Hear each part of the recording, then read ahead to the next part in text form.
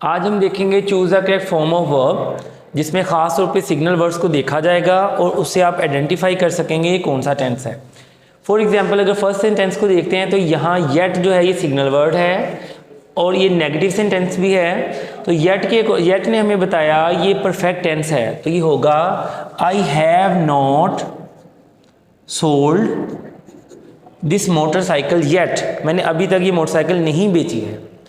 अगर इस सेंटेंस को देखते हैं it is I who dash guilty, तो बी के हिसाब से हमने यहाँ फॉर्म लगानी। बी का मतलब होता है होना, तो बी की फॉर्म्स को हमने देखना है। इज एम आर ये प्रेजेंट में यानी फर्स्ट फॉर्म है, वॉज वर्ड सेकंड फॉर्म है और बीन थर्ड फॉर्म है। तो आई के अकॉर्डिंगली हम देखेंगे यहाँ बी की फर्स्ट फॉर्म वो होगी एम। पेपर में आपने इससे कंफ्यूज नहीं होना, आपको पता होना चाहिए कि बी की कौन सी फॉर्म्स हैं, उनके अकॉर्डिंगली हमने देखना है, सब्जेक्ट के मुताबिक उसी फॉर्म का हम इंतखाब करेंगे। अगर इस सेंटेंस को देखते हैं ये कंडीशनल सेंटेंस है, तो यहाँ आप देख सकते हैं इफ़ क्लास पहले है और उसके बाद कॉमा है।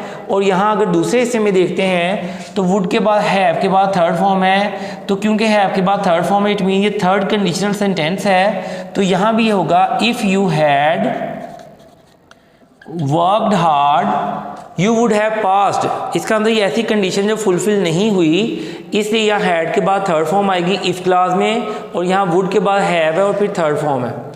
अगर इस सिग्नल वर्ड को देखते हैं तो यहाँ अगो सिग्नल वर्ड है जो कि पास्ट इंडेफिनिट को इंडिकेट करता है। दे मेट सेकंड फॉर्म आएगी, दे मेट हिम 2 days अगो। आपने यहाँ कंफ्यूज नहीं होना, अक्सर बच्चे अगो के पॉइंट ऑफ व्यू से पास्ट परफेक्ट में लिखते हैं जो कि थारोली गलत है। अगर अगो या लास्ट या यस्टरडे है तो आपने simply second form of verb का इंतखाब करना है।